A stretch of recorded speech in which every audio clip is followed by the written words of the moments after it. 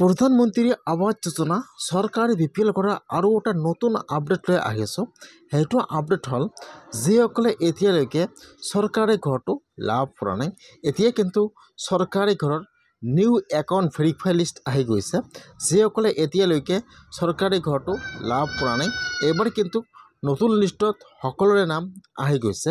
কেনেকৈ আপোনালোকে চেক কৰিব চৰকাৰী ঘৰৰ একাউণ্ট ভেৰিফাই নিউ লিষ্টটো, মই আজি এইটো ভিডিঅ'ত আপোনালোকক সম্পূৰ্ণ প্ৰচেছ ষ্টেপ বাই ষ্টেপ দেখুৱাই দি আছোঁ। যদি আপোনালোকে এতিয়ালৈকে চৰকাৰী ঘৰটো লাভ কৰা নাই, তেনেহ'লে আপোনালোকে আজিয়ে চৰকাৰী ঘৰৰ নতুন লিষ্টটো চেক কৰি লওক যে আপোনালোকৰ লিষ্টত নামটো আহিছে নে অহা নাই। কেনেকৈ আপোনালোকে লিষ্টটো চেক কৰিব চাই লওক। এতিয়া আপোনালোকে ফাৰ্ষ্ট এইটো অপশ্যনত আহি যাব pmayg.nic.in। মই কিন্তু আপোনাৰ সুবিধাৰ কাৰণে অপশ্যনৰ লিংকটো মোৰ ডিছক্ৰিপশ্যনত দি দিছোঁ। আপোনালোকে ডাইৰেক্ট ক্লিক কৰি ফাৰ্ষ্ট এইটো অপশ্যনত আহি যাব।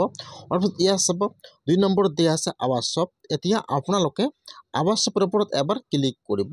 তাৰপিছত আপোনালোকে এতিয়া ৰিপৰ্টৰ ওপৰত এবাৰ ক্লিক কৰিব। ফাৰ্ষ্ট আৱাস শ্বপ, তাৰপিছত ৰিপৰ্টৰ ওপৰত ক্লিক কৰিব। এতিয়া কিন্তু আপোনাৰ ওচৰত আৰু এটা নিউ পেজ এতিয়া অপেন হৈ যাব এনেকুৱাকৈ। এতিয়া আপোনালোকে অলপমান তলত আহি যাব, ইয়াত চাব ইয়াত ABCDৰ অপশ্যন দিয়া আছে, অলপমান তলত আহি যাব। ইয়াত চাব ইয়াত যিটো এপ নম্বৰ অপশ্যন দিয়া আছে EFMS ৰিপৰ্ট, ইয়াত যিটো এপৰ 3 নম্বৰ অপশ্যন দিয়া আছে beneficiary register account for and verify. এতিয়া আপোনালোকে সেইটো অপশ্যনৰ ওপৰত ক্লিক কৰিব, এপৰ 3 নম্বৰ অপশ্যনৰ ওপৰত ক্লিক কৰিব। এতিয়া আপোনাৰ ওচৰত এইটো পেজ অপেন হৈ যাব এনেকুৱাকৈ। ফাৰ্ষ্ট ইয়াত যাব, আপোনালোকে ওপৰত একো ক্লিক কৰিব নালাগে, ইয়াত অলৰেডি ছিলেক্ট কৰা আছে। তলত চাব দিয়া আছে অল ষ্টেট। এতিয়া আপোনালোকে এইটো অপশ্যনৰ ওপৰত ক্লিক কৰিব, অল ষ্টেট। ফাৰ্ষ্ট ইয়াত আহি যাব ষ্টেট নাম। এতিয়া আপোনালোকে ইয়াত চাই ল'ব যে ইয়াত আপোনাৰ ষ্টেট নাম কোনটো হয়। ইয়াত যিটো আপোনাৰ ষ্টেট নাম হয়, এতিয়া আপোনালোকে ফাৰ্ষ্ট ইয়াত আপোনাৰ ষ্টেট নামটো ছিলেক্ট কৰি লৈ ল'ব। তাৰপিছত ইয়াত আহি যাব আপোনাৰ ডিষ্ট্ৰিক্টৰ নাম। এতিয়া আপোনালোকে ইয়াত চাই ল'ব যে ইয়াত আপোনাৰ ডিষ্ট্ৰিক্টৰ নাম কোনটো হয়।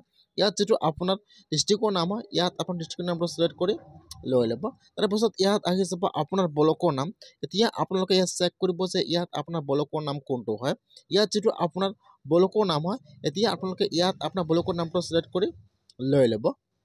তাৰপিছত ইয়াত আহি যাব আপোনাৰ পঞ্চায়ত নাম। এতিয়া আপোনালোকে ইয়াত আপোনাৰ পঞ্চায়ত নেমটো ছিলেক্ট কৰি লৈ ল'ব। তাৰপিছত তলত আহি যাব কেপচা। এতিয়া আপোনাৰ তাত যিটো কেপচা আহিছে, এতিয়া আপোনালোকে ইয়াত কেপচাটো যি হয় মাইনাছ প্লাছ কৰি কেপচাটো ইয়াত বহাই দিব।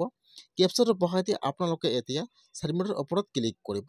যেতিয়া আপোনালোকে কেপচাটো বহাই দি ছাবমিটত ক্লিক কৰিব, এতিয়া কিন্তু আপোনাৰ ওচৰত লিষ্টটো আহি যাব এনেকুৱাকৈ। ফাৰ্ষ্ট ইয়াত আহি যাব চিৰিয়েল নম্বৰ, তাৰপিছত ইয়াত আহি যাব আপোনাৰ ঘৰৰ ৰেজিষ্ট্ৰেশ্যন নম্বৰ, তাৰপিছত ইয়াত আহি যাব বেনিফিচিয়াৰী নাম, তাৰপিছত ইয়াত আহি যাব বেংকৰ নাম, আৰু এইফালত আহি যাব ষ্টেটাছ। এতিয়া আপোনালোকে যিটো বেংকৰ একাউণ্ট জমা দিছিল, ইয়াত বেংকৰ নামটো ইয়াত আহি যাব এনেকুৱাকৈ।